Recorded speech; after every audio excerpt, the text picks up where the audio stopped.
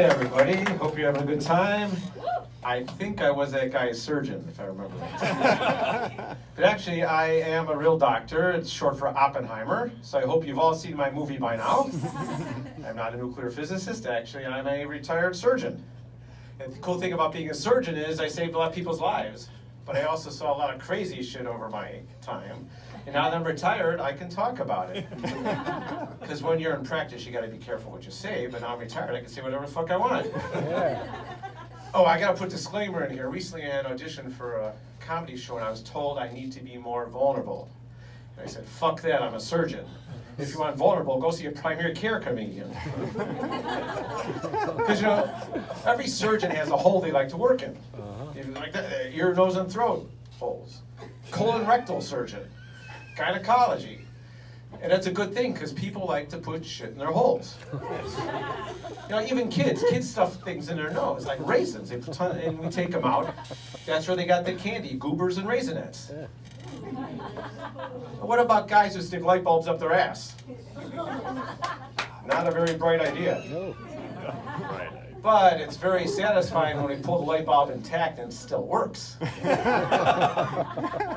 That's also where they got the idea for the original black light. I saw a traveler from the TSA with a Coke bottle up his ass. Yeah, he didn't pass through the screen because he had more than 3 ounces of fluid in it. I think he got his wires crossed from that drug dealer. But on a more serious note, I go to the emergency room one night and I see a guy with abdominal pain. So I ask him, what's the problem? He says, Doc, I think I got food poisoning. I said, okay. So I'll go over and examine him, and as I get close to him, I hear a buzzing noise. Zzz, zzz. And I go, where the hell is that coming from? I said, you sure it's food poisoning? He goes, well, Doc, maybe I sat on something. I said, what do you, maybe you sat on something? You don't know? So I set up for an x-ray. Sure enough, he comes back. The x-ray shows an object, looks like this microphone, right in his belly. Yeah, he sat on a dildo. I mean, really. And so I said, well, I had to take him to surgery. So I take him to surgery, I had to take it out, I open him up, and there it is, it's still vibrating. Now talk about the commercial for the Energizer battery. It's also a great commercial for the dildo company. Takes a licking, keeps on ticking. I'm telling you, you can't make this stuff up. It got me thinking, the saying, if somebody's angry at you, you say, hey, you got a bug up your ass? I mean, where did that come from? I don't think it was a bug. Anyhow, these things happen to women too. I used to go down the emergency room one night and I see a woman with having lower abdominal pain, and she's not sure what's going on, and so I have to examine her. Now, when you examine a woman down there, it's sort of like exploring a cave. Yeah, you got to wear a headlight. You have to have a mask because there could be fumes down there, and you have a little speculum to look inside. So I go down and I put my speculum in. I don't see anything. So unfortunately, I had to do a manual exam. I don't know if you ladies have ever had that. Not a very pleasant experience.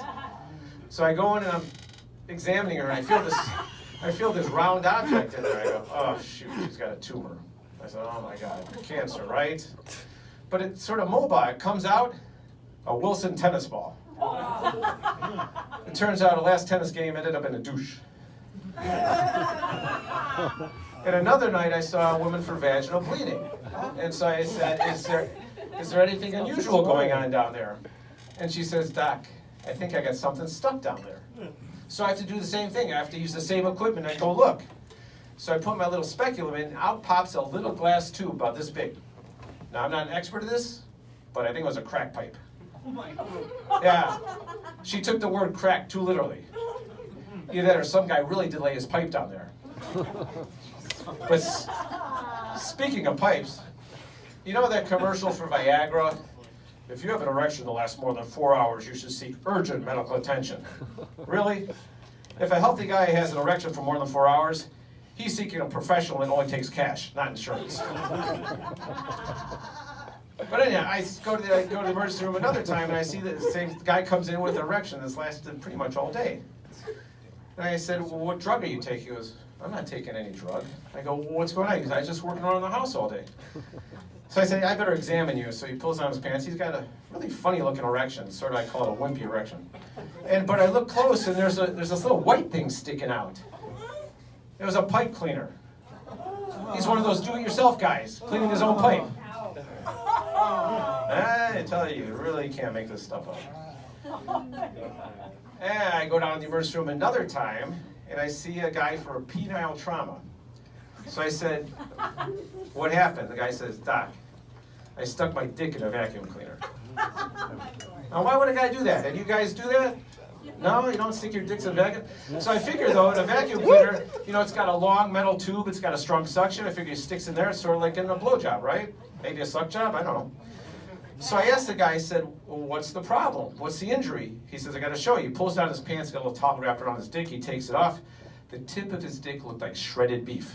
Yeah, turns out the vacuum was a shark.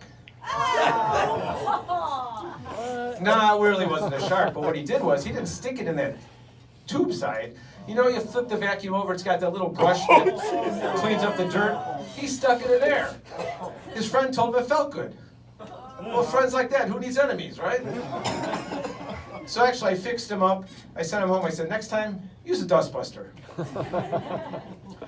But you know, it's not always the penis, but it is a lot of times. Oh, this is a horror thing, right? So I had a woman come to the emergency room one night with an infection around her prosthetic eye. She had a fake eye. So I cultured it. Came back gonorrhea. Yeah. Turns out her husband was an eye fucker. No. Yeah, an eye fucker. Yeah. He would have her take out the eye. She'd say, "Sock it to me." And put it in there. Can't make this up. Too many levels. But you know, it's not always sexual, but yeah, it is most of the time. And yeah, I know the guy come in with a towel around his ear for something to his ear. I said, what happened? He takes his towel off his ear. The lower half of his ear is gone. Ripped off. I go, what happened? His girlfriend comes in holding a baggie with his earlobe in it. Yeah. They were having a little foreplay, they were a little chit-chatting, and then she really got excited and she just bit it off. A lot romantic than the Mike Tyson method. You gotta be careful when you're having sex. Sex can be dangerous. And sex changes as you get older. You know, when you're young, you pretty much have sex everywhere. You have it in the living room, the dining room, the kitchen, wherever, right? When you get older, pretty much you just have sex in the bedroom. Same place, same time, same position. But when you get really old, you really gotta change your sexual technique. You have to learn a technique what's called the hallway fuck. Yeah, you pass each other in the hallway and you say, fuck you. And that's Fangs Out on Tubi and Amazon Prime. Check it out. Thank you.